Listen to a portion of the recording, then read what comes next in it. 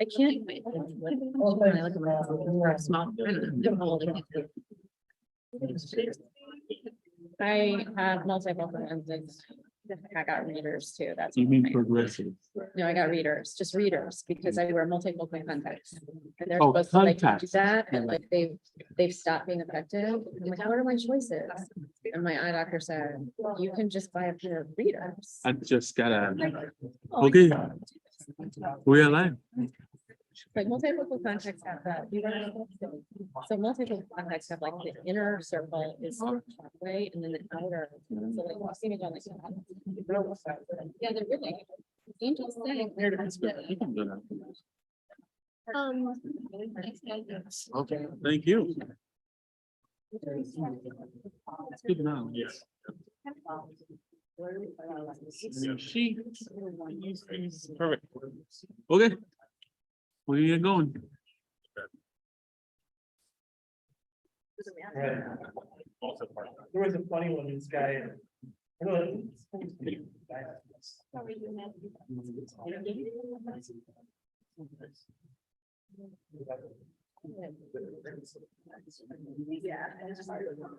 You know, I feel like I'm now at the end, we just need to make some kind of decision. Where. Excellent. All right. Yeah. Where are you going? Yeah, so 10 minutes. Everything's ready. They just don't. All right, we're gonna get going. The time is 6:07. Welcome everyone to today's local school council regular meeting. Matthew. Before we get going, I'd like to again welcome our guests. And all of you who are joining from YouTube as well. Next, I'd like to go over our norms. Our norms are to be an active, engaged, contributing participants by sharing practices and actively listening to others, to be flexible and respectful of others' time and decisions, to be open to other people's truths and perspectives, to be reminded of differences in cultural and social backgrounds, to be transparent about concern, challenges, and misunderstandings, to be reflective, collaborative, and supportive, to always take the work back to student achievement. What can we do to make things better for our students, both academically and socio-emotionally? To respect student, staff, and LSC member confidentiality. And we have two more that we added last time, that not everything has a right now solution. And also, and we have one more. Trust that the process is ongoing. That's right. Thank you, and I will make sure and not skip that next time on the agenda. All right, so would that like to do a call to order? Matthew Kwame, parent rep. Lori Zavey, principal. Continue parent rep. All student rep. Byron Adams, community rep. Keith, you're parent rep. Nicole Granicky, parent rep. Michael Hayes, parent rep. Rocky Dodio, parent rep. And I did hear from Sveta and Adolfo that unfortunately cannot make it today to our call, to our meeting. Adolfo is going to try and log in on the remote option here under YouTube. And I think we still have a quorum, so I think we're good for voting and all that. Okay, next item on the agenda is the approval of the order of the agenda. So if I can get a motion. Motion. Keith, thank you. Any second? I'll second. Lori seconds. Any discussion? Thank you. So all in favor? Racky. Any opposed? All right, no problem. The motion passes. So we have a number of items needing approval from the council. The first one being the minutes from the April 20th regular meeting. And those were circulated by Lindsay a couple of days ago. Thank you very much for taking that on and sharing these far and wide. Thank you. Oh, you do it every month. I'm making my favorite. So I'd like to make a motion to approve the minutes from the April 20th, 2023 regular meeting. Second. Second, any discussion? Okay, so all in favor? Yep, so one extension from Byron. And everybody else approved, so. Thank you, the motion passes. A couple of leasing agreements that are in front of us here. The first one being a temporary leasing agreement for Lakeshore Schools for school parking lot on July 22nd. What about? They want to hold a family festival outside and they were hoping to use our parking lot in order to do that. Is that, I mean, any concerns on your end? Okay, pretty good. All right, so I'll make a What is motion. that? I don't know what that is. What is Lakeshore School? Lakeshore Schools, they have two facilities on the north side. One is by Pratt and Glenwood and the other is right here at Clemson Woodmar. It's a daycare center and they also offer after school and summer programs. Okay. We have a lot of our students that go to their programs at both locations. I will make a motion to approve the temporary leasing agreement for Lakeshore Schools on July 22nd. seconds, any discussion, questions? Okay. All in favor? The motion passes. The second agreement, well, second set thereof is for several agreements from several vendors. The first one is Apollo, and I think Lori shared with us, I believe with everyone, a proposal from Apollo, which is another, which will be a second option along with the YMCA, not the IMCA, the YMCA for after school. And I know, I'm sure all of us have heard from a lot of parents that, you know, because there are some scarcity that is nearly Europe from the YMCA, this is a welcome addition. But I don't know if anybody has a question or anything that we want to talk through. It's an after-school program. Fee-based after school, similar to the Y. It's a little bit more expensive than the YMCA, just because it's not, like, they don't receive like the type of funds publicly that the YMCA does to offset their programming fees. But it was the best of the options that we could, after like looking through the different ones and speaking to vendors, this was the better of the options in moving forward. It's in conjunction with the Y, Separate through prom. So two but both different- are on campus and after school programs. So they're both going to be at the school on the main campus, right? It's not going to be over there over the branch. Okay. And this would replace the school-based program or the in-house program. Is YMCA also increasing capacity at all? They're hoping to. Okay. So I think now that we see the demand is there, they just need to make sure their staffing is in place. And so sometimes there's difficulty staffing their program, like they would love to take more students in, just the staffing issue. Which is why like having two staffing sources is really nice. Yeah. So I will make a motion to approve Peirce's partnership with Apollo as a second fee-based program. Second. Any other discussion? Okay, so All in favor? Okay. Byron abstains, the motion passes. The second one is for circus team. To give like a Sure. brief. So after our meeting, last time we had sent out communication to the school community to see if there were additional fee-based programs that families would like to have on site. And so two of those are circus team and iCook. iCook was actually on site this year. And circus team was picking up students and taking them to off-site programming. And so we would like to move forward with both of those programs to offer and see if there's enough interest to offer another, like 1 day a week fee-based program. So I will make a motion to approve, working with circus team and iCook for fee-based program. Second. Any discussion?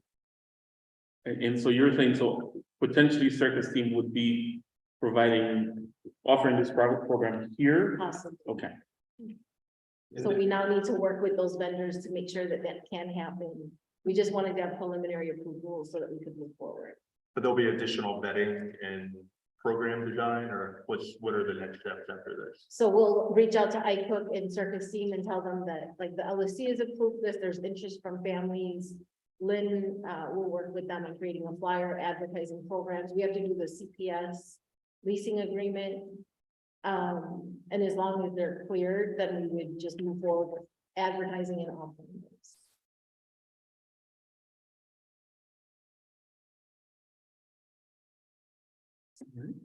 all in favor? The motion passes. Thank you. The next set of items are about LSC norms. Again, my apologies for omitting the other two that we added in our previous meeting. The next two that we're proposing, or that are proposed to be added, are as follows. Identity includes gender. Meeting should be paused if harm is happening to any LSC representative or public participant because of their identity, and the harm should be named. Another one, the second one would be all LSC representatives should refrain from speaking when another LSC representative is speaking, and make sure that the representative who is speaking has completed their thoughts before they begin speaking. Perhaps I didn't write that properly, at least the last conjunction or the last sentence before they're speaking, so it might be referring to the person that is looking to speak and is being interrupted. But if folks want to chime in, or do we need to discuss this? If there are any questions or clarifications, maybe we can.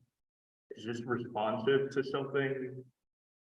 What is the context for the new norm? Yeah, so I think so. During the prior meeting, which let's say there was some healthy debates. There were a few instances during which folks were being interrupted, both here and towards public participation. So the question was, as since we talk about identity and gender, some of these interruptions were mainly towards women. And as men, we just want to make sure that we pause and understand and let people speak their minds. So again, it has to do with making sure that folks finish their thoughts and are able to kind of express themselves as clearly as possible and without having to worry about being interrupted or these types of things. So we just want to not codify it, but put it as norms to kind of check ourselves as the meeting is going to make sure that we're aware of these things. And as far as the first one, was that in response to anything? Yeah, so those are two. There's right. There's the thought that the idea is the same, right? Like let's give ourselves plenty of room to address any concerns, and we understand that sometimes people get very excited about these topics, but let's stick to the time and get things out there. Can I ask, in terms of point one, Yes, I don't know that we should just explicitly name gender. I feel like meetings should be paused if harm is happening to any, like, the second half of it. okay, I think that is good, okay, because I think we also need to acknowledge that it may not just be gender, but it could be race, religion. yeah, And I think also, when addressing the harm, we have to maybe have a system in place as to how that will be addressed, because I think if we're calling something out, the last thing I would want is for anybody to mistakenly do something or accidentally do something and be like ridiculed or shamed for it. And so Sure. I just want us to be sensitive as well, that maybe we have a way of addressing it okay. in a gentle way. Yeah. So how about this? So perhaps for the norms themselves sort of kind of stand, Mhm. and then we can have additional language, perhaps in the bylaws or in, the way we run the meeting as to what those types of points would be, or, these, I guess I'll call them rules, right? Like, most of it is common sense, but it's just, it's at least having it in writing, I think would be helpful. I don't mean to put more things on people's plates, but so if I understand correctly, we would be okay, as it stands, the first three words perhaps would be kind of removed because of the gender allusion or mention, and we would start with meetings should be paused if harm is happening to any LSC representatives, et cetera, et cetera. I can jump in on this. So I sent you a suggestion, but this came from me because I have been interrupted by a man repeatedly, and I've watched other women be interrupted by a man on council repeatedly. And I was watching a meeting from way back with Dr. Fisher. And so starting with the word meetings, this was a norm that she suggested. And I said, what I meant this to be was identity includes gender. Hello. So not to disregard all the other.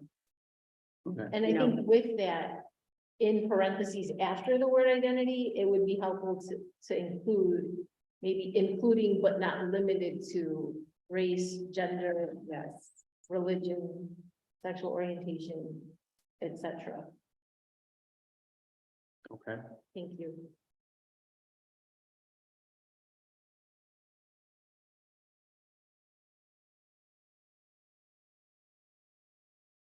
Very good.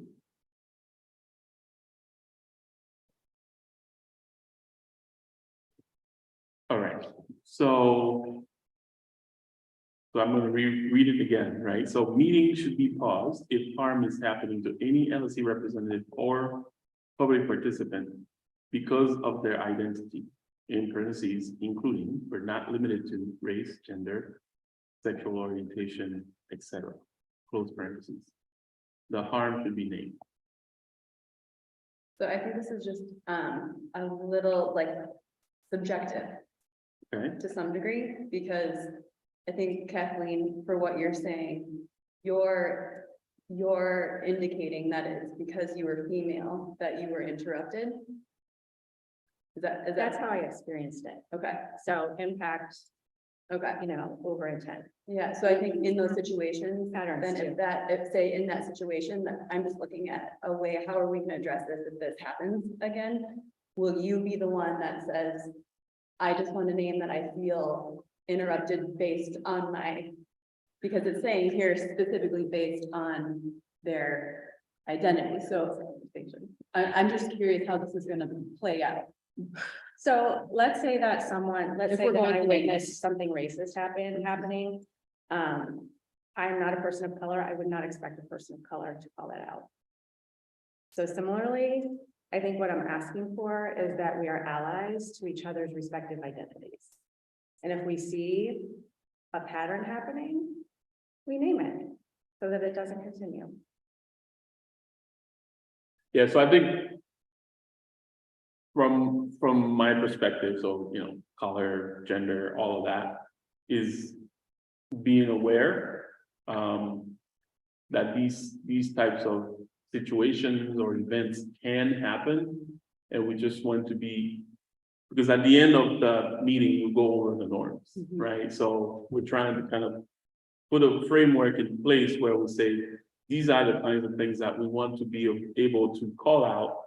And if we didn't, when we do the check-in, those are the things that we can refer to and say, based on what our norms are, how did we do? That's kind of how I'm looking at it.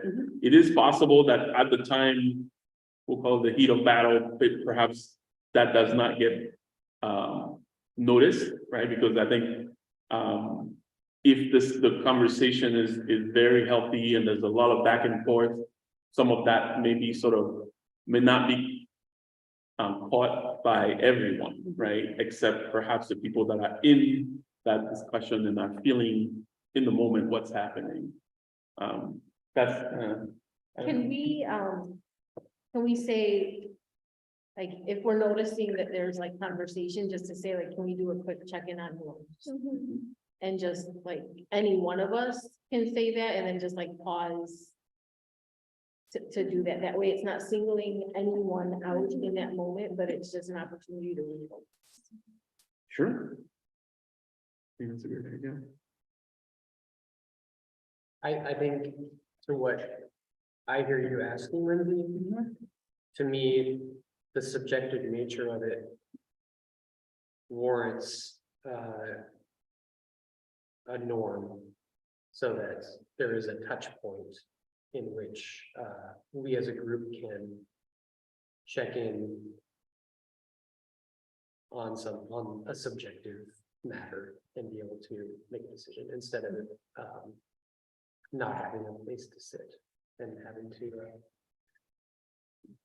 fester resentment or I think of it, yeah, or have it linger, have it go unaddressed. So to me, it is I find a lot of comfort in things being very clear and identifiable, and I don't know if that's realistic with something that is so individualized, and this is kind of the next best step in order for it to be. I agree with that. I think it was just the way it's written is like, when it says meeting should be paused if harm is happening to any CL representative or public participant because of their identity. And I think the because of their identity part to me feels subjective, as far as if I'm observing something and watching it happen, I might not see it the same way one of you does, as that harm is happening due to the identity piece.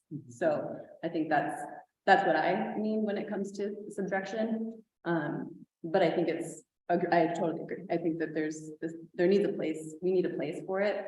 I'm just looking for clarity, and how are we going to address it if and when it happens again. It's also possible that harm could be happening regardless of identity. Yeah, so like if you were speaking and I cut you off. Am I cutting you off because you're female identifying? Or am I upset with you? Yeah, that's number 2.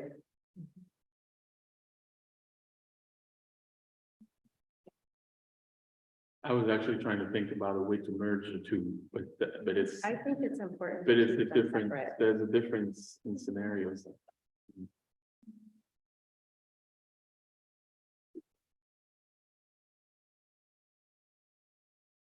I would be in favor of the first point. I think I've appreciated recent chairs' ability to do this, like when we experienced the racist Zoom bombs, for example. I'd say in years past, something like that might have happened, and then the meeting just kind of continue without acknowledging it.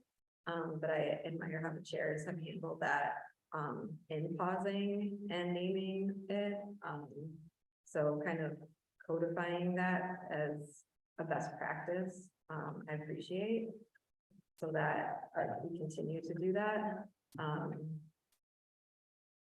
For the second point, I almost think it's covered in practice active listening, but I'm open.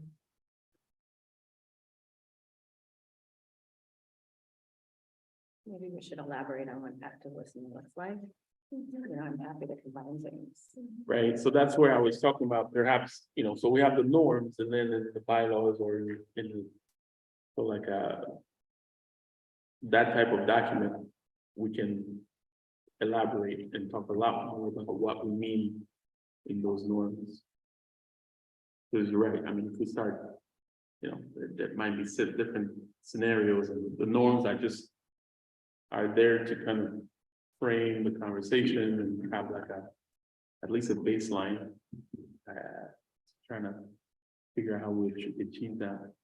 So let's do one at a time. So the first one, we talked about the first 3 words, perhaps, it's an introduction, so it's probably not necessary, but then we could start with meeting should be paused, et cetera, et cetera.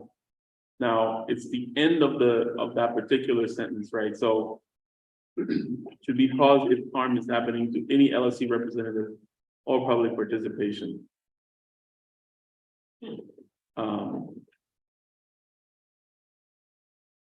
So the question is, so in there we can either say because of their identity, parentheses, reading what I said earlier, or because of their identity, put in parentheses, harm includes,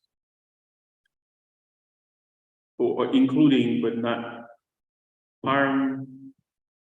I don't know. Help me figure this one out. I forgot what you said earlier. Meeting should be paused if harm to LSC or public participant because of identity, including but not limited to gender, sexual orientation, or race. The harm should be, so I may be missing some articles in there, so it's so fast. Yeah. I was reacting to those forwards because of their identity. We wanted to keep that in there or somehow refer to it in parentheses, including, but not limited to.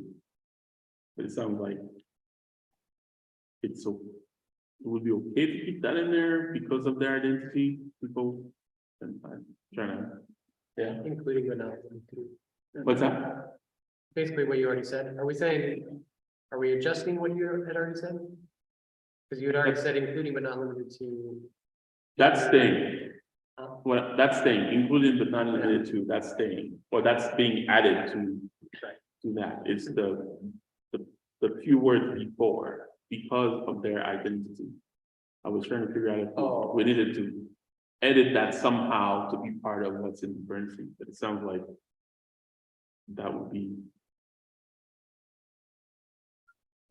as it is right now with the addition of the parentheses, the items in parentheses. I think we're good there.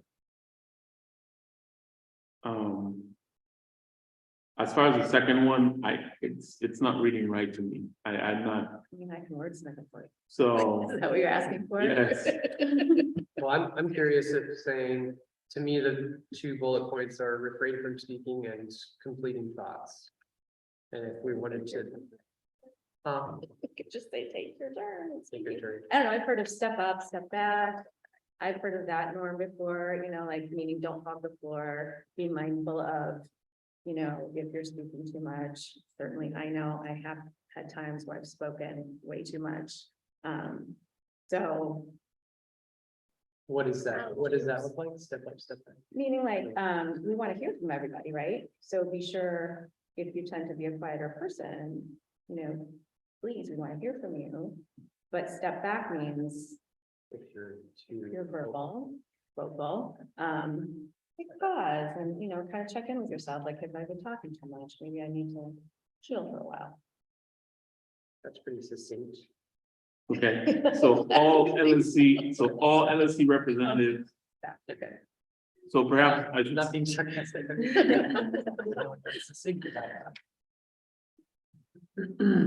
How would that be? You said you've seen it in norms? I mean, in other groups I'm a part of, it's a common. right, so. To that point, so how would, what I wrote here as you were all talking. I said, where I wrote, all LSC representatives should actively practice. And then I wrote, step up, step back, is that how it's presented? It usually just says step up, period, step back, period. That's how it says it in the. But I think it begs for an explanation if you're not familiar with that norm. I was just throwing it out there to elaborate on, you know. I really think it's important to spell out that people should not speak when other people are. Boom. I've also heard of ouch and oops, not to complicate, but same thing. But those are a bit different. Those, I think, the way I've experienced them is, those are about. That's When are, in the like, moment. ouch, you know, like, hold up, ouch, something just felt not right to me, that was, Yeah. Or and if I'm interrupting, oops, like somebody say oops. That's what you have. oops, So here's what I'll propose.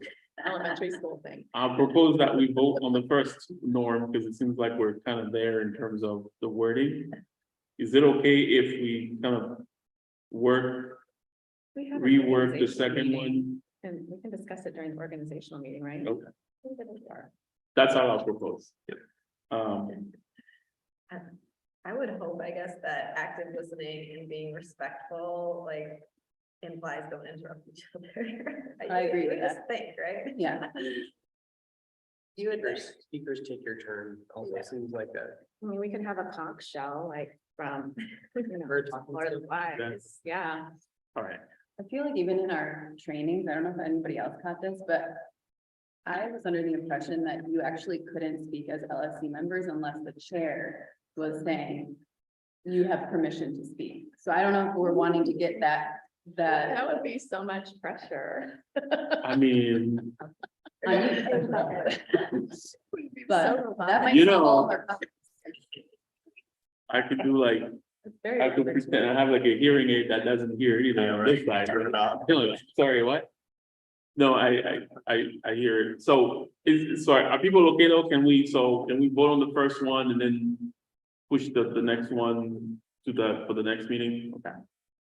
I will make a motion to approve the first norm as mentioned regarding, the pausing of meetings when harm has happened. Discussion, discussed it. All in favor? Thank you very much. Next on the agenda.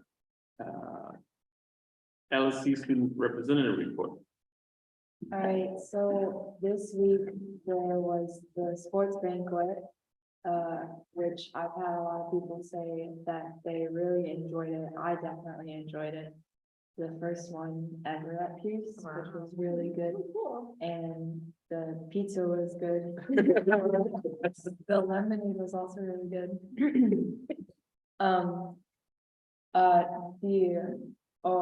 Like awards were really like nice. Mr. Carvajal, I don't know who else planned it, but I know that Mr. Carvajal worked on it, and it was really nice. And the 3 award people who had like the 3 awards, they got a certificate, which I thought was also really cool. And also I have had myself and a couple other people say that they're gonna work really hard to get the plaques in 8th grade for the sports, so, yeah. Thank you. Thank you for shouting out Mr. Carvajal. And all the coaches. I have a quick question for Ella. I think you mentioned a couple of minutes ago that you weren't having much success recruiting a new student rep. So is your term, I'm sorry, this is a ignorant question, but is your term 1 year? So is there any update on that? My sister is actually trying to run. And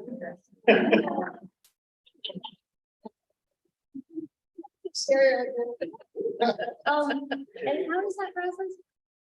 So we, will need to re-advertise it again. Okay. Because I think if there is interest, we should definitely make sure that there is no other interest. Yeah. And then we would still need to hold an election and give whoever is running, even if it's just one person, an opportunity to share with the students who they are, and actually, like, they would have to be voted in, you know, they would need at least one vote, which, you know, would happen because they would vote for themselves, but. So I think if your sister is interested, Lynn has been the one working on Yeah. that, and then we'll probably do it like beginning of the school. Well, I want to thank you so much for being Thank the you. first ever student rep. I know it was long meetings, Yeah. but we really appreciate your input.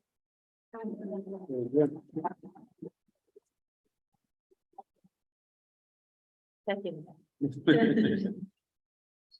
There is discussion. Okay. Great. Next on the agenda, principals report. Yes. The fifth grade exhibition is happening on next Wednesday, May 31st. The times for each of the 4 classrooms, when they will have an opportunity to share. The student presentations will be happening. The exhibition is a culmination of students' involvement in the primary years program. And then it's sort of like their transition to 6th grade into the middle years program. And so there have been exhibition mentors. I've been a mentor to a group of students. Several of our staff and our 8th graders have been mentors to exhibition groups. I had shared the message that will be going out to the school community tomorrow in regards to where we're at with CIWP. And so I wanted to just share that language here, so that folks know what the CIWP team is, who will be part of the team, and then our anticipated timeline for completion of each of the areas that are here. The team will be responsible for stakeholder engagement. And so this doesn't mean that this is the only group that will work on CIWP. The team will have to decide how they will want to seek feedback from teachers, students, and families. And so we have our second meeting tomorrow where they will be able to discuss what that stakeholder engagement plan will look like, if there's anything that can be done in June, or if like that work will happen in August, right when we come back, or possibly over the summer. So more to come as the CIWP team comes up with that plan. And then also to note that the schedule is fluid, because as we begin working, we may need to add, like, these are just like initial timelines, but we may need to shift some of them based on how things go over the next couple of weeks. I emailed the council that the district gave Peirce, not me, gave Peirce one special ed teaching position that had been cut during the budget, so we are maintaining the same level of staffing. Our new staff mentor orientation has concluded for the year. Mr. Lee has led that alongside several Peirce teachers who have been mentors to new staff and new teachers. And he had surveyed them end of the year to get feedback on it, and overwhelmingly, people felt extremely supported as a new staff member to the school. And so I just, thank all of our mentors and Mr. Lee in leading that. All of our teacher observations have been completed for this school year. We had our end of the year Peirce Sen leadership team meeting with myself, administration from Sen, Mr. Lee, and Lauren Lucchese for the MYP coordinators. And we reviewed our action plan for the next 5 years. It's still in development, but that information will be able to be shared with the school community once it's been finalized. There's additional funding that the district is giving. They've created a more equitable formula in how they assign, allocate funds to schools. And so we've actually, because of the size of our school, we'll be receiving $26,000 to support training for IB programs within PYP and MYP.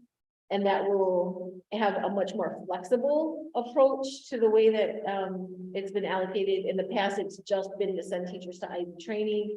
This new allocation allows us to use it for substitutes as well as extended day pay for teachers to meet and plan. And we are also receiving $2,500 to support the MYP partnership. So substitutes or extended day pay for teachers across schools to meet. We've been extremely busy hiring. For school year 24, we've had quite a few parents, 3 LSC members actually have been very involved in the interview process. So I just appreciate Matthew, Rocky, and Kathleen for attending several interviews over the last month. And then we've had other families that are not part of the LSC also involved.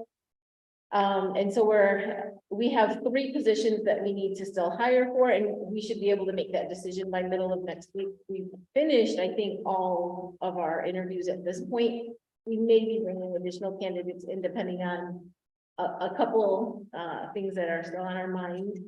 But we're just looking for pre-K, special ed, and case manager. Those are very close to be solidified. Thank you, Ella All, again for your service and for being the first student from Peirce on the LSC. And in addition to Mr. Carvajal, Michelle Platts from the PSO has done a good amount of work with Mr. Carvajal to coordinate the sports banquet. And then we've had several Peirce coaches, leading programs throughout the year. And so I just thank everyone for that. Notification for summer programs will go out by the end of next week. Lynn is working on finalizing that. I'm currently working with the Office of Math to do a pilot summer program for 3rd and 4th graders with math. There's a program that they are interested in looking at, like BOI and EOI, beginning of program, end of program data to see how does this particular program impact student perception and feelings about math, but then also like what does their math data look like. And so that will be happening in conjunction with our out of school time program. Thank you to Brooke Thompson, Nana Adu, and Sandra Leander for all of their work, along with many parents who volunteered to support the after school musical on the Saturday that folks set up. There were so many family members and students here to help with this setup. It was really lovely to see the number of people that showed up to support this. The LSC teacher vacancy, remains unfilled. I had re-advertised it again with a deadline of tomorrow, May 26th. And as of today, there's still no teachers that have expressed interest. I have a feeling that this probably won't get filled until beginning of the school year, but I will continue to advertise it over the next couple of weeks.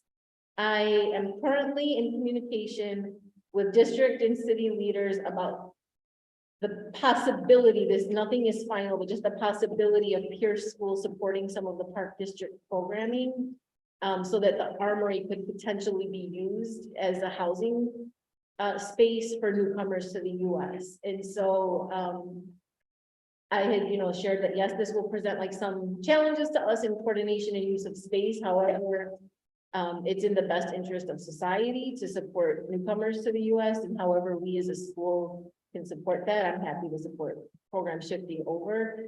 But we don't know if that will in fact happen. So more to come. I just wanted to share that with you all, and city and district officials have just said to thank our school community and being, supportive of that work.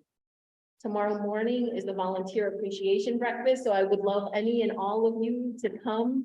We've got special student performances and breakfast available. So stop in for a little bit or stay for the whole time. It shouldn't be more than an hour, but it's just our way of thanking those that have, anyone can come, because everybody's been a volunteer in some capacity, right? Like regardless if you're working with your kid at home or if you're working like in the school or outside of the school, it's just our way of thanking our community for being here.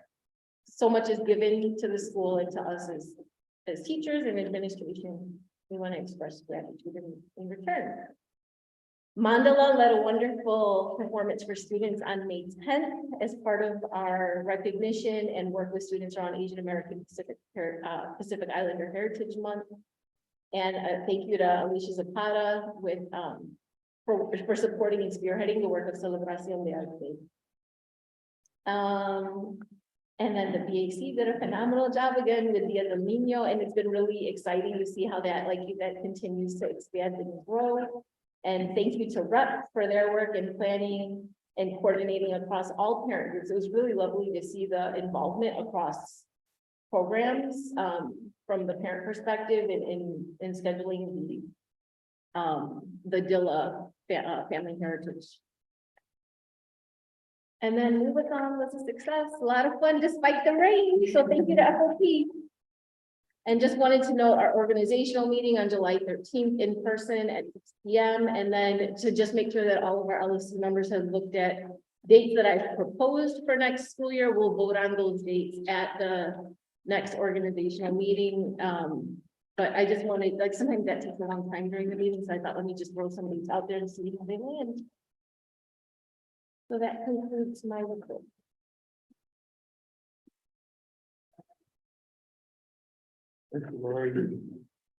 Any questions? Yes, I have a couple. I just want to clarify my understanding. So the CIW team that's listed here is the stakeholder engagement team, but then the schedule, does it pertain to that team or like the full CIW team? The schedule are the milestones that we need to meet as a team over the next couple of months. And so those are parts of the CIWP. So your question was the parent and family plan, is that what you're asking? I think I'm not clear on, so the actual team that fleshes out, refines, creates new pieces of the CIWP. Is that these folks, or there was something you said that made me think that there are more people going to be added to that? Through stakeholder engagement and feedback. So these are the people that will be meeting regularly to accomplish all of these tasks. Okay. Part of the work, especially as we're looking at reflection on foundations, so there's this reflection on foundational areas. Yeah. That part really requires significant amount of stakeholder engagement and thinking to help us with the reflection and looking at qualitative, quantitative data, general knowledge of the school, things that have been like talked about in other spaces that we want to like reflect in those conversations. So there will be opportunity for others to be engaged, but not part of the formal team. Okay, gotcha. So, for example, I've been part of not a CIWP team, but at another school when they engaged the stakeholders, like, you know, there was a morning where we came and they had chart paper all over that. That's what exactly got it. Thank you for that. And then my other question, and this is probably a longer discussion. But I feel I need to ask. I'm concerned I'm concerned about everything pertaining to teachers here and, you know, what is materialized with, you know, the LSC and the equity committee. And it really concerns me that we have no candidates for, you know, stepping up. And so we just want to put this question out there, but again, it could be something that needs to be tabled for our norms. But is there anything we as an LSC can do? Maybe this is a question for teachers. And I'll just put a period after to do. Anything we can do. I think it's having individual conversations with people. So that's what I've been trying to do is just talk to individual staff members to try and gauge where people are at. I've got like some that are really thinking about it. They're trying to like balance other commitments also. And so I think that like any of us could be approaching teachers just to gauge their perspective. Like, what is it that's preventing? Like, there's really a variety of reasons why people are not stepping in. It's a big responsibility. Yeah, it's a huge time commitment. There's just people have a lot going on. Yeah. So like, some people are like semi-interested. They're concerned with like time commitment. Balancing like other leadership opportunities that they're engaged in within the school. So I would say what can the LSC do is just continue talking to teachers and see if you find anyone that might be interested. I've got one that I think is close. I wonder during the July organizational meeting, we could propose changing the time to after school, that would at all help. Getting teachers, meeting their needs, but we can return for that as well. Is that a large, is that? Ben, We talked about it at the organizational meeting last year for a variety of reasons. You know, like having it at what, you said 3:30 or 4 or something like that. Rotating, but 6 PM is hard, but it's also hard for families that are working to also come in. Yeah. Yeah, So is it like doing some meetings at some time and some at another, possibly? Could help with it from the student perspective as well. yeah. I have another question, but I'll pause so others can ask. I have a question in regards to hiring. So I guess correlating that with another portion of the report in which you met with rep to discuss communication plan, school values with a focus on anti-racism, diversity, equity, inclusion. So is there any part of the hiring process that focuses on teachers of color in filling positions? So from a recruitment angle, like, we don't have a clear strategy on recruiting candidates of color. It's very difficult to identify like who is a person of color when you receive someone's resume. I wasn't sure if there's any kind of system already at all of trying to encourage or incentivize or something. You know, so that, on one of the interviews that I was sitting in, I was really struck by the fact that when we asked what brought you to Peirce, they're like, this, the diversity of the student demographic is what I was interested in. So I think the more that our community finds value in that, the more likely we are even to seek out candidates that are looking for a position where that's even. But I mean, do we know what the pool is of available candidates that are diverse? Well, It's very low Very. across the country. 80% of teachers in the United States of public schools are white. But doesn't the district have some sort of initiative? So Relay is like encouraging current special ed classroom assistants, current like substitutes in the district to go through like the alternative program track is helpful. And that we like supported teachers of color to go through Relay and then also hired them at the school. So that, I mean, I could say, The Relay. pardon me? residency program? What's it called? Relay is the alternative certification program. So like that we have done. I'm, What about like actively recruiting at Chicago State, which is largely a Black university? You know, I don't know. You have the bandwidth or the personnel to do that. We have not like intentionally like advertised at Chicago State. We have reached out to like universities that are in this area, like Loyola Northwestern, Northeastern, well, It works for both of us. DePaul. Might. Yeah, I mean, they're very representative of what's happening in the country. I'm just, I am thinking in terms of, you know, our caucuses and, affinity groups and stuff like that, just that I think that can only be made better by having leadership representation yeah, for the students of color. and, yes. So I think. I do that wanna would say just- that- Sorry. I do want to say that the interviews that I've participated in, if we're talking about representation, in terms of diversity, there were more diverse candidates than not diverse.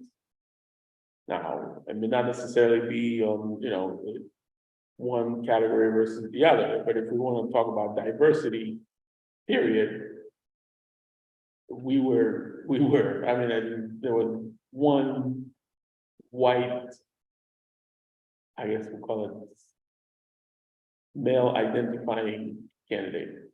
Everybody else was not. And, That's good to know, because I only sat in on two and. Yeah, and so there were, yeah, and more to that point, there's a direct question about how do you, what is your philosophical essentials on racial equity, on cultural relevancy? Those are all asked and pushed around, so.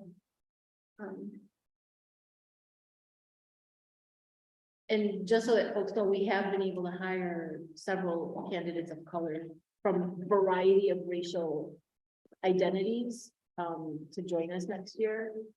I'll be able to share data on where we're at as a school once the school year starts. And once like everything's in place, but we found some really good candidates. so since we're talking about teachers, the ones who are retiring, I are know. we doing anything fun for Yes, them? we are, but I can't share that because this is public right now. We have something going on that we can share on camera. Got it. I have a question about enrollment. You know, I know there's been like the signups. Do you get data? Do you have any data on that you can share on? Not yet, but I will. So probably July organizational meeting, I'll have a better idea. Right now, it's a little tricky because of like pre-K and kindergarten acceptances, so I don't have Okay. clean data right now. I just wanted to acknowledge and thank you, Ms. Amy, for doing the appeal for the special education teacher. That's amazing that you were able to appeal and get that teaching position back. That's just fantastic news for our school community. And I'm thrilled that you're mentoring other principals in our area to help them do the same thing, because I know this is not the first time you've done these appeals. And I'm sure they could use that support in doing similar things at their schools too. I love working with my principals. I love them. They're really, like, I've learned a lot as a school leader from working with them. From them, and then also just like from like a leadership. I will say that Ms. Colanturos reached out to me to thank all of us for approving the funding for the second case manager. She was emotional when she came to me, so I like you guys know. She keeps saying she can't believe it's real. Been a long time. Yeah, so she was very thankful and appreciative. Just two really fast questions. The career day, did the career day already happen? Yes. April. I volunteered for that. And I think. So you have the opposite problem that I had, which is, Today's Thursday. when I woke up 48 hours later, I said, oh, I was supposed to be there. So I apologize to, for ghosting and taking potentially a spot that you would have occupied, because it looks like you were actually available and you actually remembered that it was happening. Well, I mean, all the previous steps, like actually attending. Yeah. And I was curious too about the Music Institute of Chicago with the kinder and second grades. I didn't actually know, what did that entail? I don't know right now. I asked that question earlier this week and I honestly did not know that it happened. Kinder and So I had to figure that out myself. What was the case actually? Because I have two kindergartners and I didn't know of anything, so I was just kind of curious. That was my concern, is that there wasn't anything shared. I know it was like something that was being worked on.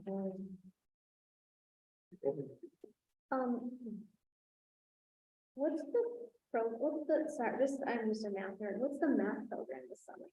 I can't remember the name of that either. It's Is it Bridges by chance? It's not Bridges, no, it's an organization that supports like after school programming with math. They've done like these, it's math camp. Okay. They do like a reading camp and then there's this math camp. Is it kind of like high jump, but like. Someone happy? They want it to be fun and engaging and feel like you're like in a camp space. And so I know there's like environmental things that they include within it. They want it to be focused on like problem solving and like developing a love for math is a huge part of it.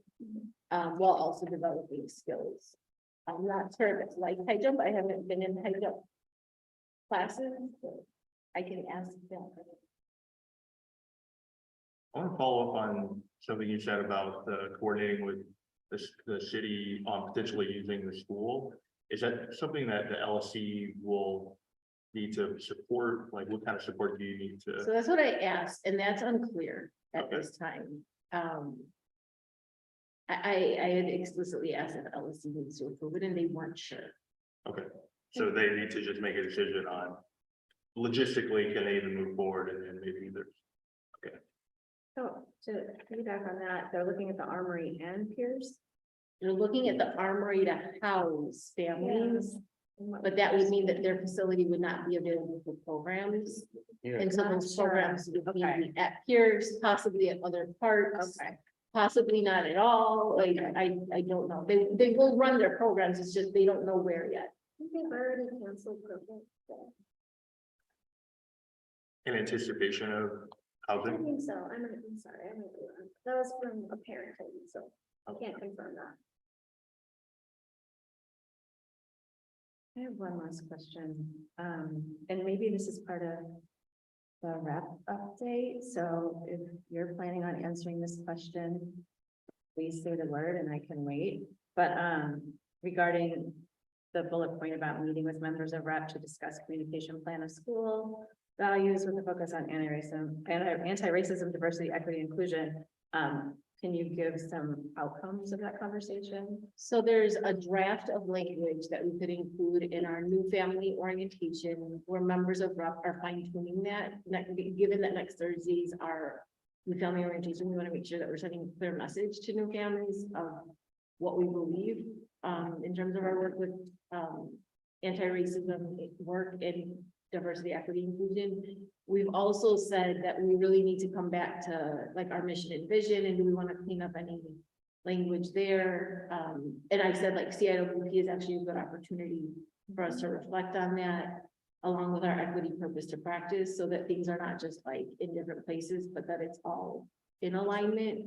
And then REP has drafted a communication that could also go out beginning of the year to like all the whole school community that emphasizes the importance of our work with anti-racism.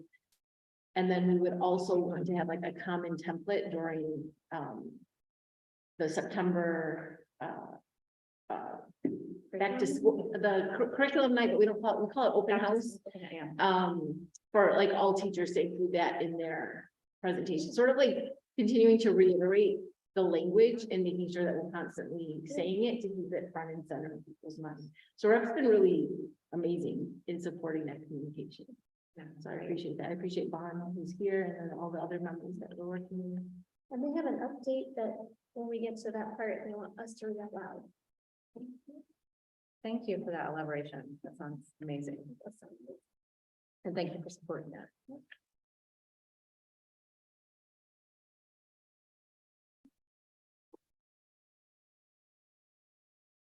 All right. Thank you, Lori. Next item on the agenda is the budget. I don't know if we want to make that part of the principal report. We or- can. I'll make a motion to approve the internal accounts for the month of April. I'll second. Any discussion? Lori shared those accounts with us. All right, all in favor? Thank you, the motion passes. I didn't see any fund transfer. There's no transfer. I do want to say that every time I look at this and it's blank, it freaks me out a little bit. I'm like, am I missing information? No, it's just my way of From making like- sure it's like- always there, so I don't forget. I know. Because I I know. duplicate my I'm being, content. I'm being facetious. Right. Great. So next item on the agenda is public participation. We do have a sign-up sheet here, although it is currently blank. We have a full audience.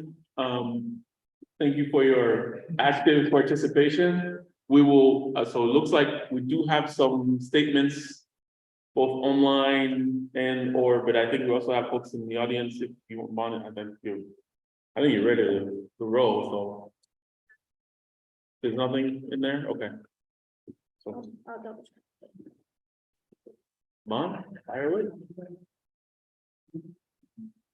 I'm not gonna. Is this the one? I was just seeing if anybody. Chat. Oh, yeah.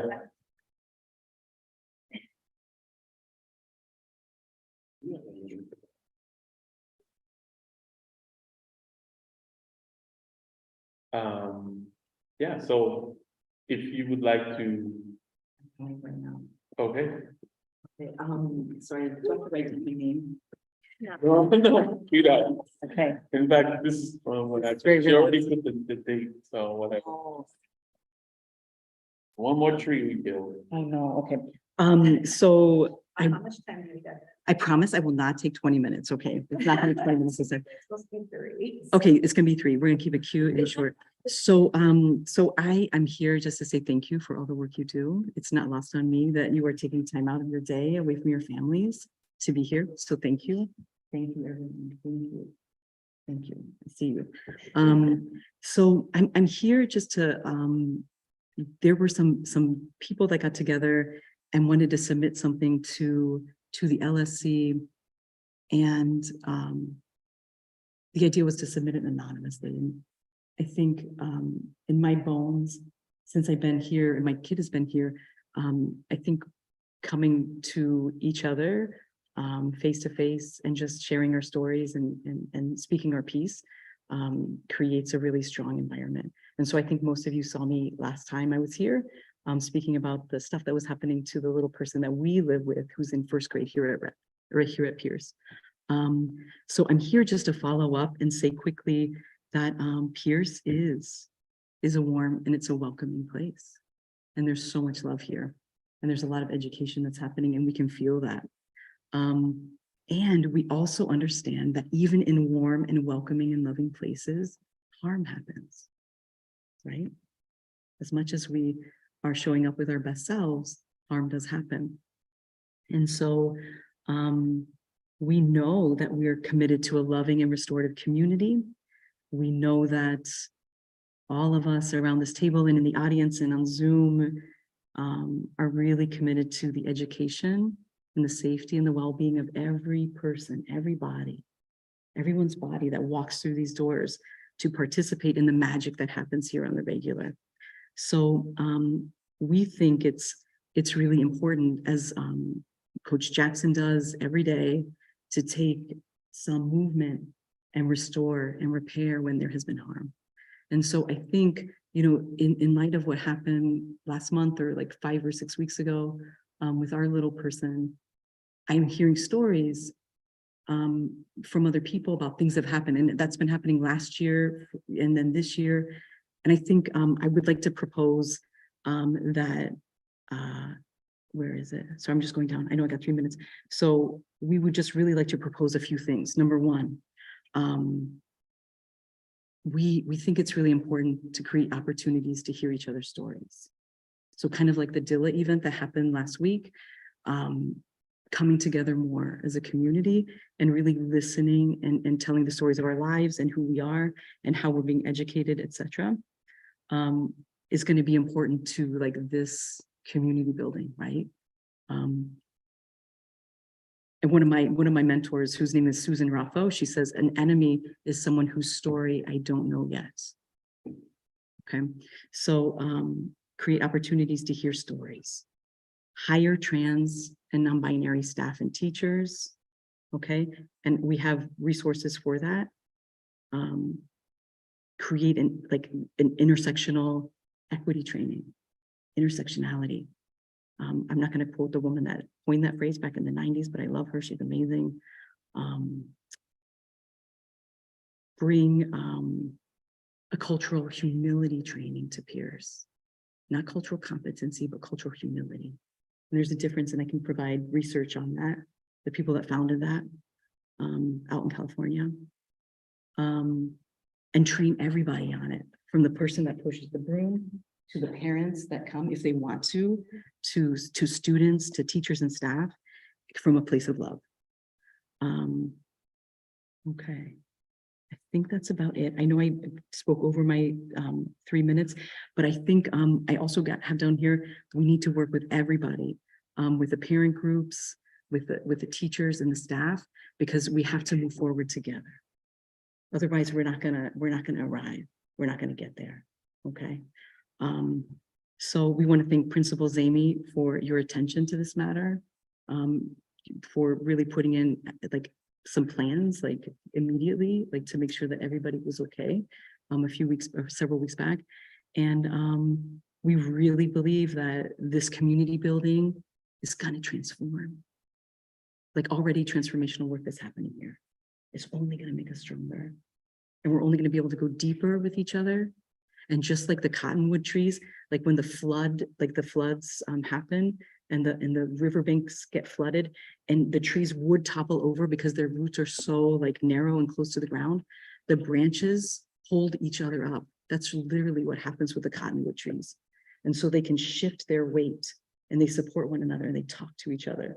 And so I'm just encouraging us to like tell stories. So plan those kinds of events, hire trans and non-binary people. And we have people who are trained.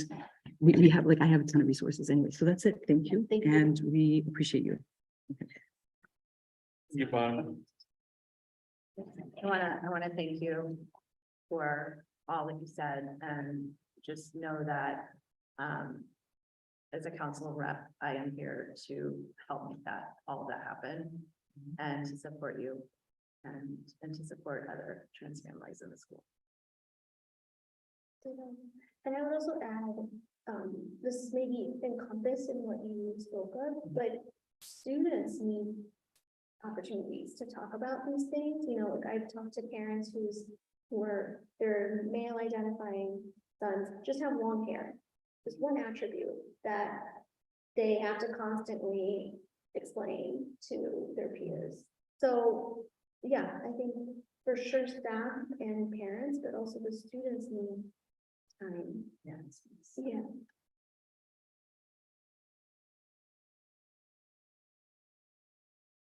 Do you have anything else online or in the queue, in the email?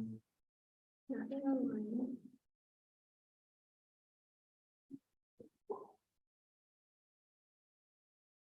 This is not really public participation, but one of a lot of the things that I've been hearing over the past couple of weeks has to do with two things. Number one, the revived school participation over the past couple of months, from all the events, whether on campus, off campus, the fact that the quote, and I didn't write it down, but what stuck to me was, we saw others, meaning, you know, we had kind of gotten accustomed to seeing a core group of folks in and out of the school, but a lot of these events were so broad. And so they were broad, but they were also very pointed. And therefore they attracted a very wide variety of folks, you know, that are Peirce parents, have been Peirce parents for a long time, but it's been a while since we've had these opportunities to have these gatherings. And folks were very, very, very appreciative of that. One of the things that they asked was that this not be sort of like an exception, right? So I think everybody's committed to that. And so it felt good to hear that, right? And like you said, it's been said before, there's much work ahead.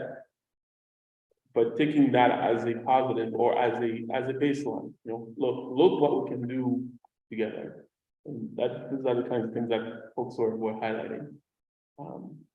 Build on what we've done and continue improving. All right, well, we can move on to the next section, community group reports. First one, Friends of Peirce? I've got about 75 minutes. Yeah, so I this was actually my fourth thing down, but kind of building on that. Move-a-thon was a great success. It's the most money we've ever raised. There are three people I want to recognize for putting it on. Baker Radziewski, Kelly Fulmar, and Kate Polgar. And then the last one there, it's a birthday today, and I want to honor her birthday because she's put on 6 different events at this school that have raised nearly $200,000. So she's funded arts programming for the school for 3 years. She is ending her term with Friends of Peirce because it takes a lot of time. And I just want to make sure she's publicly recognized for all the work she's done at this school. You know, hope she has a happy birthday. She's not reacting, but that's really, really sad. But you know, that $62,000 doesn't come without everybody that's in this room, in the audience here and on the camera. We had, you know, everything from a penny all the way up to, you know, whatever it was.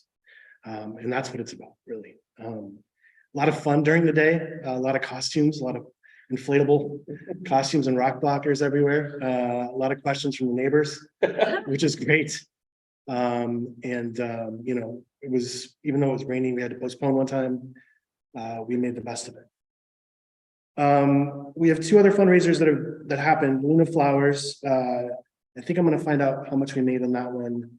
They had a Mother's Day where they had 3 bouquets where 15% would come back to the school if those bouquets were purchased with the Peirce code. Ayana is the mom, is going to get back to me and let me know. She's got a 3rd grader at the school, and she's the one that came to us with the fundraiser idea. So replay. We had replay night on Tuesday. We've yet to understand what the amount is there as well, but they're giving 100% of the net profits to us, which is what Hopleaf did. We're looking for more partners that would do that type of thing because it's really a win-win. I mean, the community's here, so. And then we have 3 openings on the board. We have 2-year term cycles. We have 3 openings that are up. My time is up, but I'm going to take a 1-year term for the next year. This is my last meeting as president here, but you know, it's been great talking to you all about what we do. But in talking about those openings, I've reached out to all the parent groups about the openings, including LSC, to see if we could get some help with candidates. We've gotten some great candidates. And I'm very excited about the future of the board based on the candidates that we've received. I'm not going to talk about them publicly yet. I won't put any pressure on them. But the way that operates is we have a slating committee. We have 2 members of that slating committee, Noak Sandi and Steve LaRosiere. If you know of anyone that would be a good candidate, they can reach out to Steve or Noak. Noak's name is spelled N-O-K and Steve is S-T-E-V-E. And you can write them with that first name and friendsofpeirce.org. Remember, it's I before E except when it's Peirce. So make sure you spell that correctly. And June 13th is when we'll vote on our slates. We don't vote on candidate, but the slate itself. Midsummer Fest, we need volunteers for the tasty beverage tent. I don't know if I can say what that is, otherwise it's a school grounds, but we need volunteers for our table too, because we have a table where we'll be selling some art and also reaching out to the community about what we do here at Peirce. So thank you all for your time and your commitment, and I appreciate it. Thanks. Thank you, Chad. And thank you for your membership and your leadership and presidency, I guess we should call it. But yeah, it was great. That event was fantastic. And not just the move-a-thon, it's all the fundraising campaigns that have been held over the past couple of months. Next one is PSO. Yeah, of course. Do you mind if I stay here? Totally fine. Okay. Our next meeting was moved to June 2nd, which is a Friday, because June 1st is the new student orientation. So it'll be 8:15 as per usual. And then we have like upcoming, we're just working on teacher giving, so that's like the big push. I'm sure you guys have all this emails about it. And then there's play dates. which, the dates have been set, and those will be like given out to the new families on Thursday next week. And we're just trying to figure out where we can have it, because the playground might be in shambles. So they'll like. And like, they'll most likely be at Top End Park if there's the ground is not. Yeah, everything, oh, and Michelle obviously helps, as mentioned, with the, but that was their last event, and these two coming up, and for them for the year, but, if you're available to come on June 2nd, that's when we're planning for next year and trying to like, Michelle's trying to delegate more events, so people can take more for like that ownership of them. So if you're able to come, like, good place to start. Thank you. Thank you. Rep, So I'm gonna sit and then, right here, I'm gonna sit, maybe like, down and sit. So this is Rachel. I just want to say, first of all, we want to say a major thank you. First to the young people, we have one person in the room here tonight who's volunteering and introduced the speaker for the night, Dilla. So thank you, Ella and Ella's peers. Not only to be prepped and get 9 young people ready before the event, we spent about 45 minutes with them, asking them like, you know, what are your hopes and dreams, right? About our dreams for the moment, for volunteering, etc. But we want to do a little bit more practice with young people. On the front end next year when we do volunteer stuff together. Because we want to think about adult partnerships and how we really model and make those happen for one another. So thank you to all the student volunteers who not only helped set up, but they were present around that self-care. They decorated, they emceed, they were responsible for the music. Just a huge thank you from the rep folks for your show of leadership, young folks. We are so proud and admire that the future is in mind. Second, to the parent groups and volunteers, every parent group was accounted for and stepped up and came together and put this event on, and it was pretty remarkable. This was a major effort coming from BAC, FOP, PSO voices, and then even individual volunteers. It was powerful. Each group brought their experiences and strengths to contribute to the whole. The community also donated $1,450 for the event. So that was pretty powerful. And then finally, we wanted to thank Principal Damey, Mr. Lee, Ms. Leibowitz, the custodial team here at Peirce, the cafeteria team here at Peirce, because they all pitched in and said, how can we help? And that was powerful too, from everyone. So, okay, as a community, we came together and we modeled Dilla's catchphrase, everything dope in America comes from Chicago. And we invite others in the community who want to see more of these events, join one of the parent groups.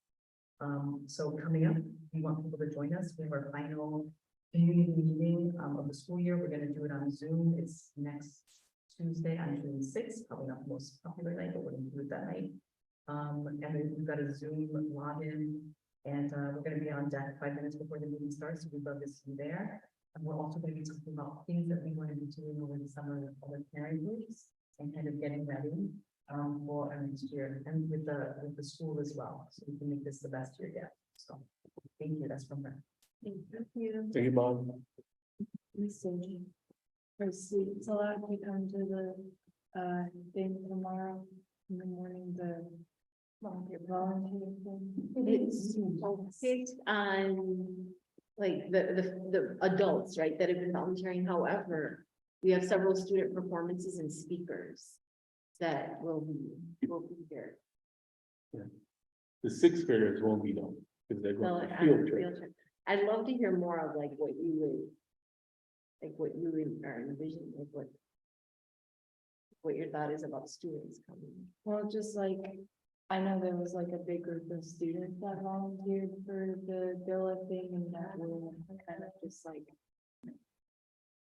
stay there from like 3 to 3 on. Yeah. Well, really, yeah. That's a good point. We'll have a field trip next week. That's a good point, thank you for not acknowledging that. I don't know if anyone has volunteered more than years. Yeah, you should be there, you're right. Let me see what we can do between today and tomorrow. I'm doing good in my right now. So.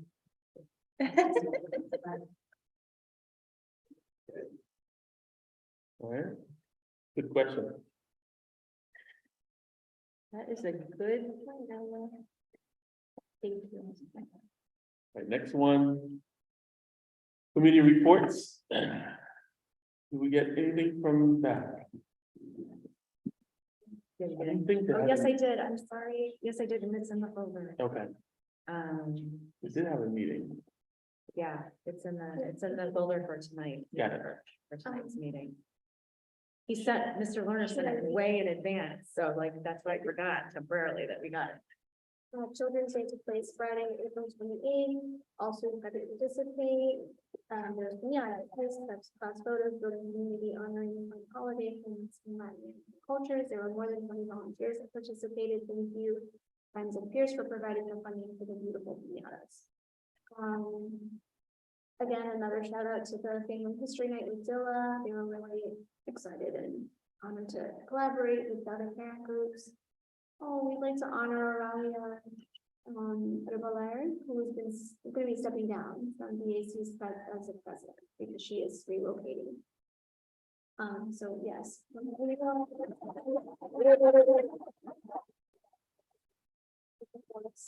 And then thank you to Bianca Jimenez, who's created a shared WhatsApp group with many of the BAC volunteers, and it's just become a really fun and simple way for members to stay in touch and work together and be more connected.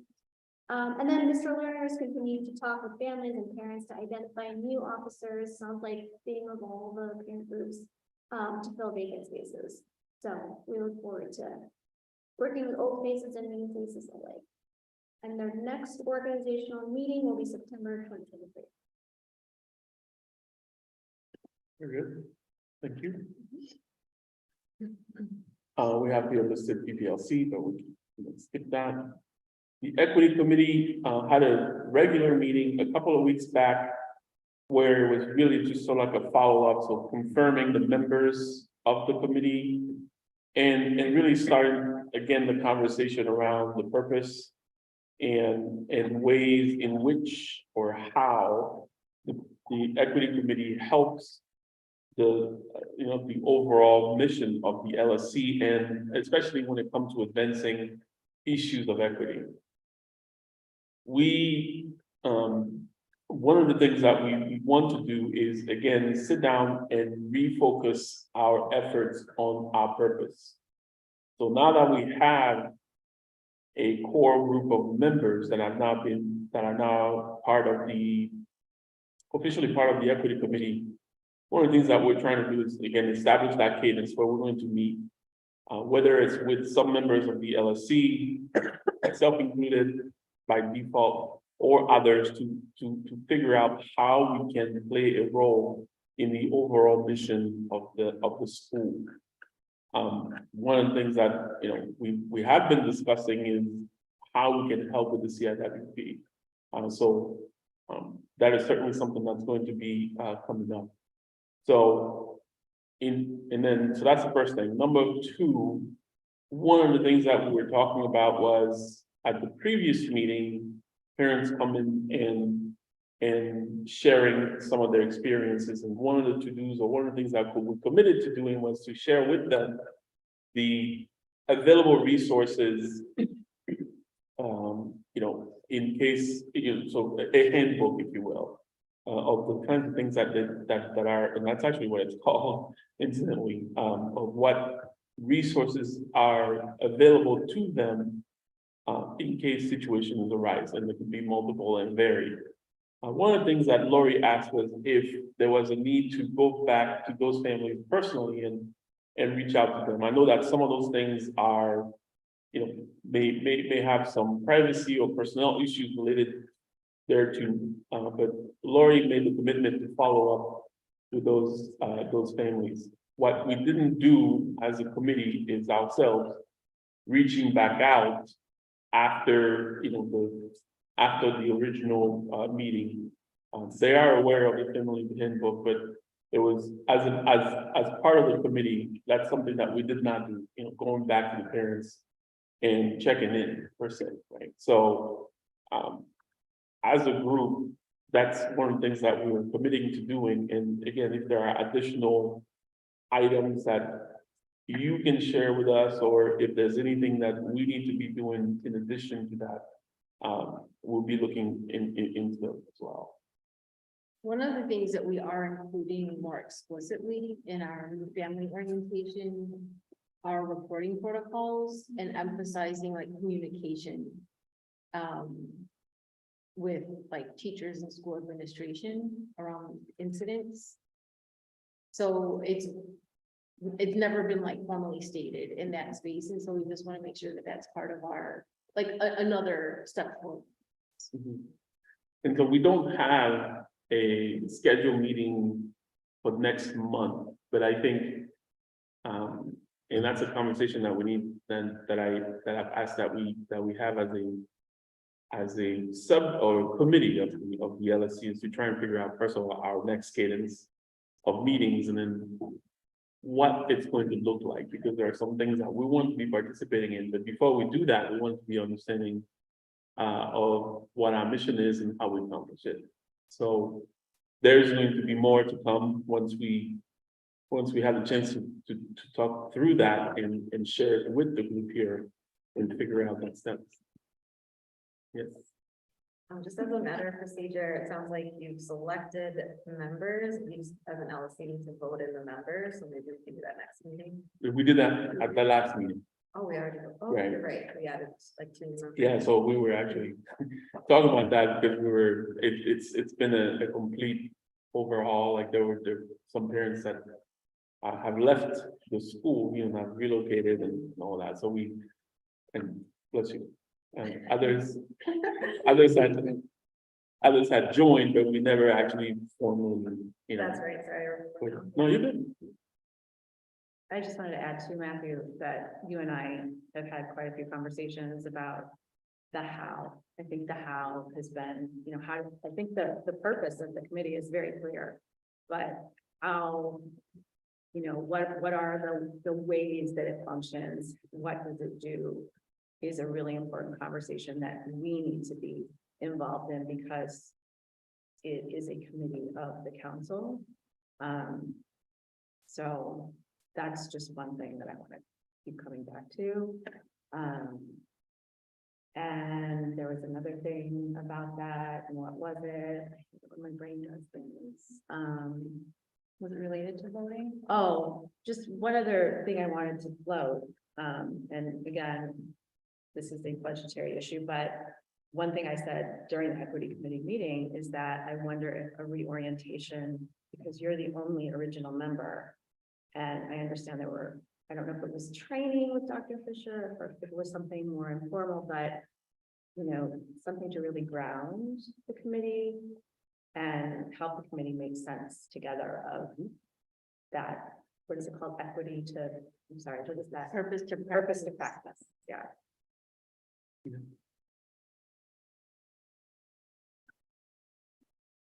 Any other questions? All right. You. So the next item here is principal evaluation. So I think we might have touched on that last time, or during our last meeting. We formally entered the scores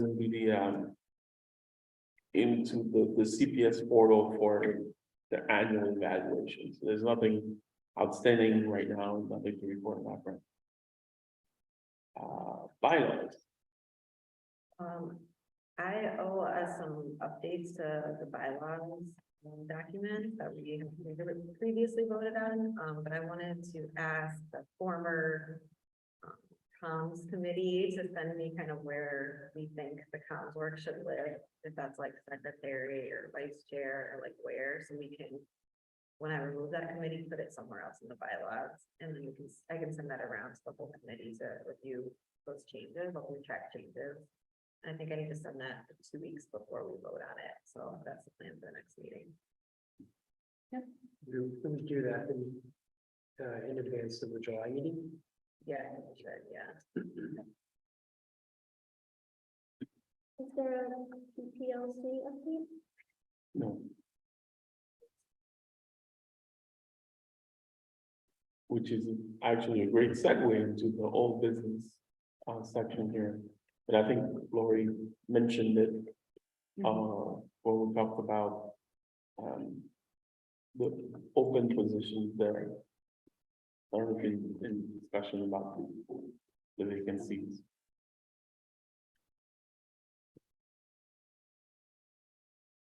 New business, so I think that also sort of like dovetails back to Bond's statement, you know, I just wanted to put it here on the agenda, just so, you know, because Bond did spend quite a bit of time explaining the situation and all of that, but it sounds like, and, you know, part of it you may or may not be able to address, but it sounds like it's an ongoing conversation that needs to be happening. But as far as the situation itself, it does sound like that's being properly addressed. So I don't know that we want to spend too much time on there. If people have questions about that. No comment. I think one of the things that I would like to see or discuss with the council is to put some of these actionable steps into the CIWP. Some of the specific trainings that they were touching on and a timeline and sort of codify it. Second that. I would agree. There's some capacity building that I've just had anecdotal, you know, informal conversations with trans and gender diverse families that, you know, I think there's a feeling that staff and teacher capacity building is needed around this. And so I just want to voice that and advocate for that. And I know that I know Principals Amy shares that too. Very good. The next one is with the recent expiration of the public health emergency. Is there something that we need to be aware of in terms of protocols and anything that you know, has transpired that we've heard anything from the district or anything that you can share with us? So nothing yet. So they had said that we will just continue with the protocols until the end of the school year. And then they will be looking at what protocols, if any, will carry over into next school year. So I don't know what, if anything, will continue next year. In terms of like COVID vaccination pushes, quarantine for folks who have tested positive, we don't have guidance. Even the testing probably is up in the air too. We're not testing anymore, are we? We do. We are on a weekly basis still. They were here today. Or they get my little update every I don't Saturday. know. They have not been monitoring that data. That's a good question. And are they Where's your still picture? having classes? Yes. Yes. Is that something that we could potentially make available, or like as part of your report, or I guess like a monthly thing, or since it's still happening? The COVID, Yes, what specifically? if there were, because I haven't gotten any, usually we get like a notification if there's like a positive case or anything, like, we haven't gotten any, There haven't been. which sounds like, Long right, time. I think okay. other things are going around. Yeah. I had a kid with a throat virus and it was like Yeah. no positive test for anything. I haven't heard lice too much, Oh, much to my delight, Oh, yeah. but it was- yeah, it is. Yeah. Kindergarten said it. Yes. Yeah, I haven't received a notification from the district for a long time. Okay. Because I know the students like selfies and stuff, and I heard that selfies are the #1 cause for the proliferation or the increase in lice infections or, I mean, so, yeah. I just, Thankfully, I don't have that problem. It's all good. All good. I just wanted to say too, since we're down to members of the LSC and summer's coming up, and if we have any issues with quorum, in our summer meetings. Now that the public health emergency is over, we're required to meet in person.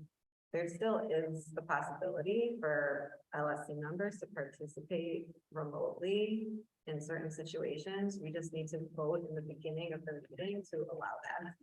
So somebody could be out of town, participate remotely, if we all agreed, and vote and participate in the forum. So just Do we have to have that written into our bylaws?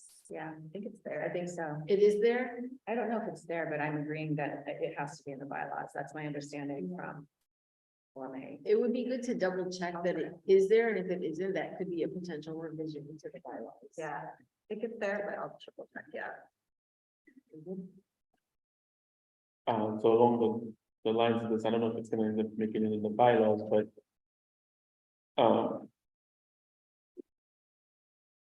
in the interest of trying to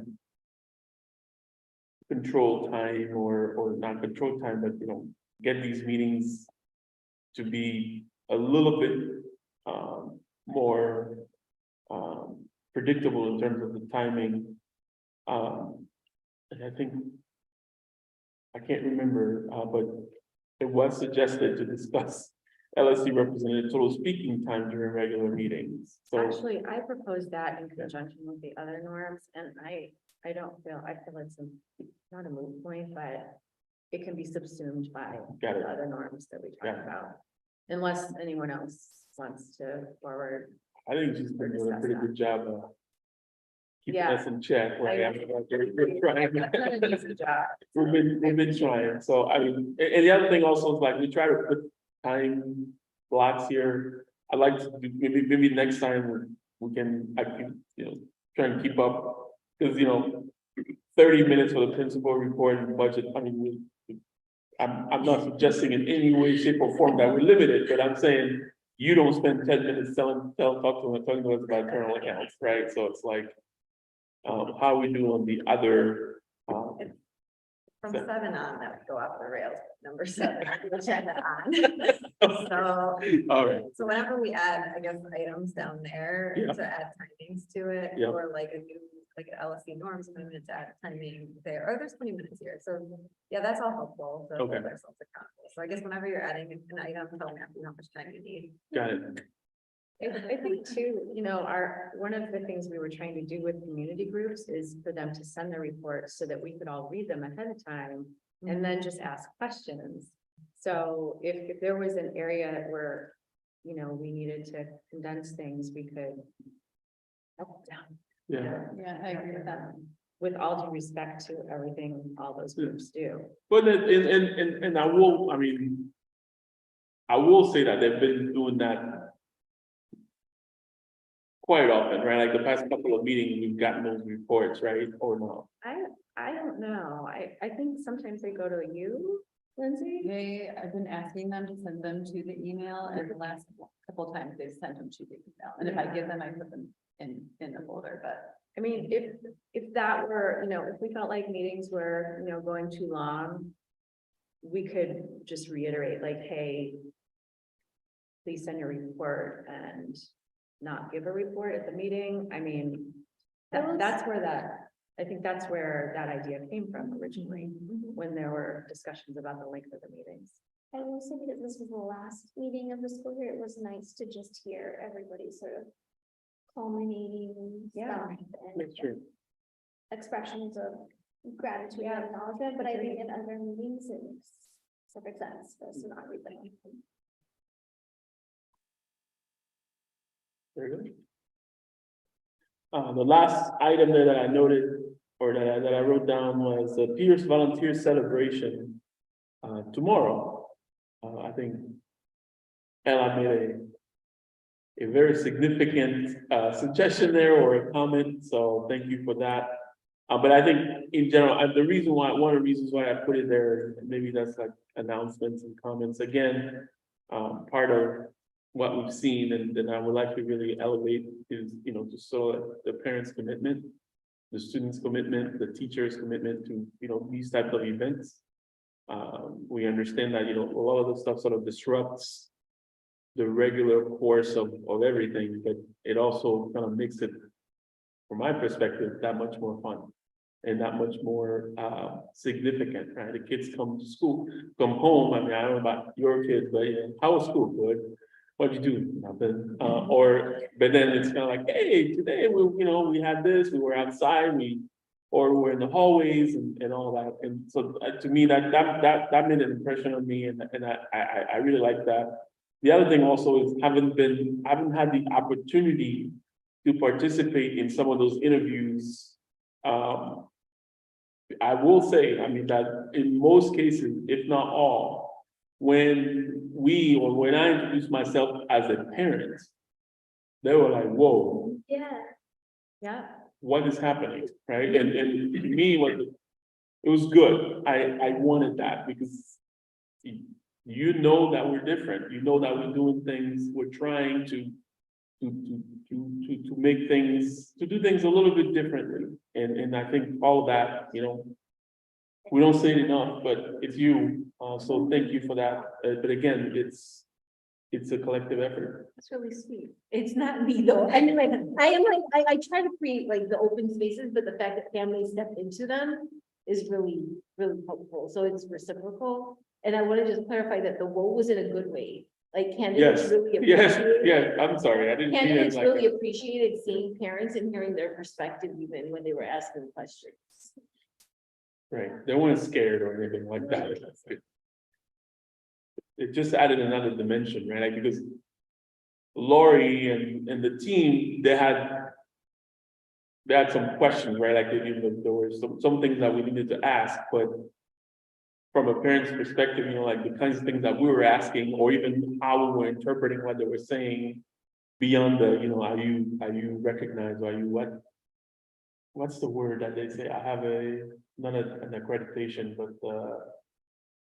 oh man, it's another word for accreditation. All the people use. Endorsement. Thank you. I was like, that, even just understanding what that meant, right? Like, it's just like a long thing for me. Like, I was like, endorsement. I mean, what is this? Like, where's my cut? Like, there's something weird going on. But just that perspective, what it is that they're learning, how they're learning it, and the different, and we had different, candidates from a variety of backgrounds. So it was great to be part of that. All right. All right. Next item is second public participation. Terry? I'll just speak from here. Yes, of course. So on the COVID protocols, I want to offer an opinion, maybe phrased as a question, but it would be nice to get the specials on a different rotation back. And because as a parent of 2 second graders who sang in front of me for the first time in their life at the African American Heritage Showcase and never been in like a winter program, I really want my youngest 2 to be able to participate in something like that. And talking with music and dance teachers, that has a lot to do with the special rotation. And so I'd love for those programs to come back. We're changing our schedule next year. Awesome. We don't know exactly how, but the goal would be more of like a daily rotation, but with the possibility of like still focusing on like some type of like visual and performing arts, just because there's also some benefit to the continuity. But we do want to be able to bring back like the winter and the spring showcases. Those are really nice to be able to showcase the arts from a perspective that's different than the arts integration. And that was something that was really beautiful about our school pre-COVID. And so we want to go back to that.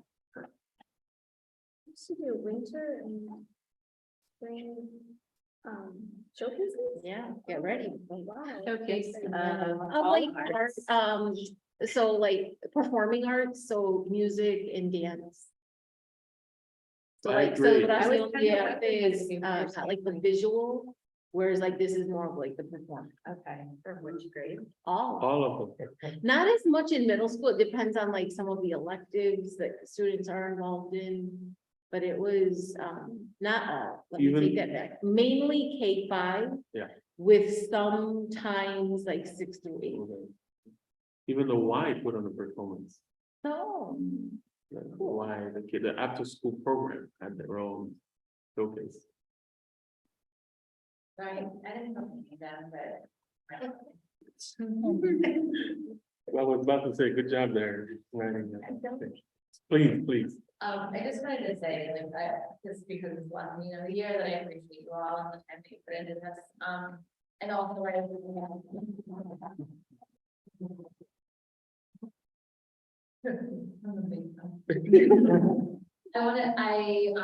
Coming from a previous school, my eldest went to a different school and I had to admit their LSC meetings and, I said this privately to some of you that it felt very, unwelcoming as a parent to be there and the way that they followed the rules that like CPS, about not rules, but some of the guidelines.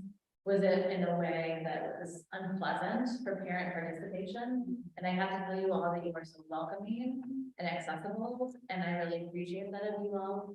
And even like when Vaughn went over, like you guys went 2 months, 3 minutes, but like allowing them to go over and like people are saying things that are important. I really appreciate it you all. And I look forward to next year and I hope that you guys are all good to come back.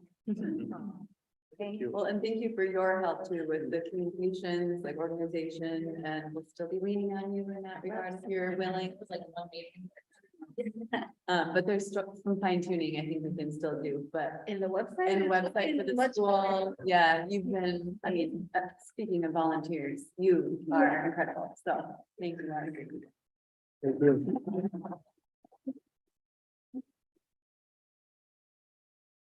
Do we want to quickly check and see if there's anything that came through? Abby, you didn't sign up? I delegated. Oh. Nothing there. All right.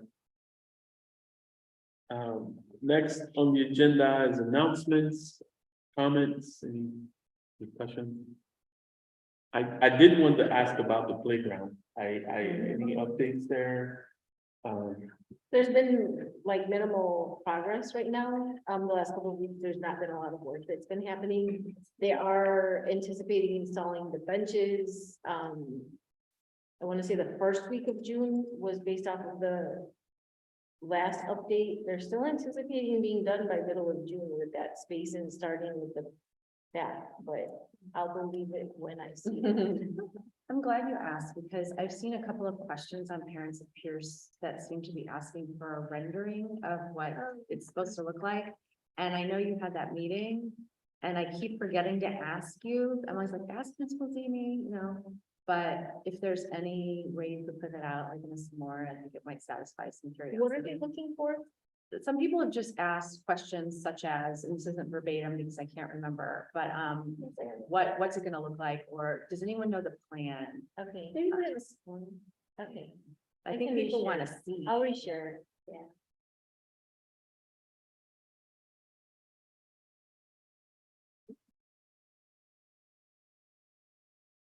Anything else from?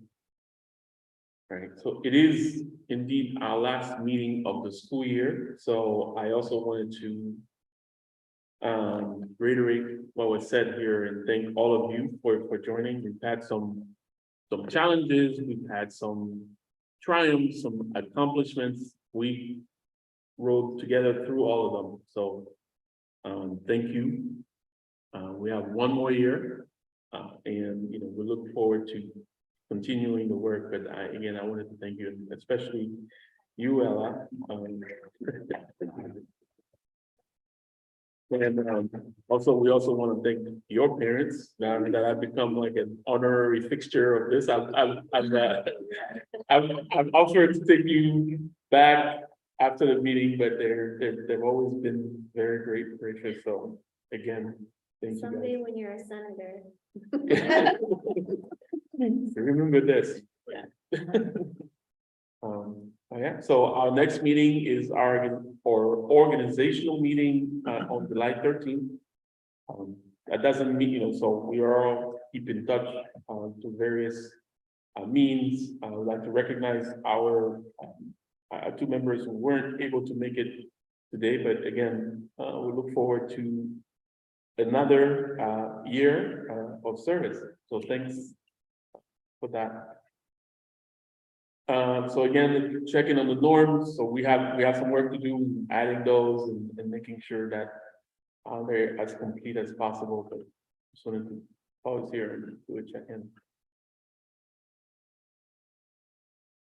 And again, that's part of that, the conversation, whether they be on a simple topic or a topic that's a little bit more involved, people have always come forward and share. So please continue to do that. It's important for all of us.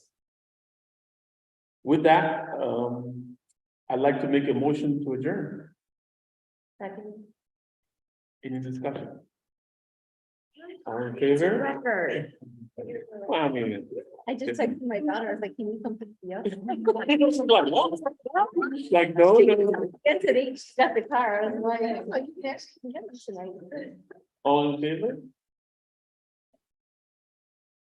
Thank you, everyone, again, and have a great summer. It's already here. It'll be over before you know it. Maybe it's like. Yeah, that's right. She just said, I don't know if I'm capable, she's 20, huh? Why? Like, I think she was like, yeah.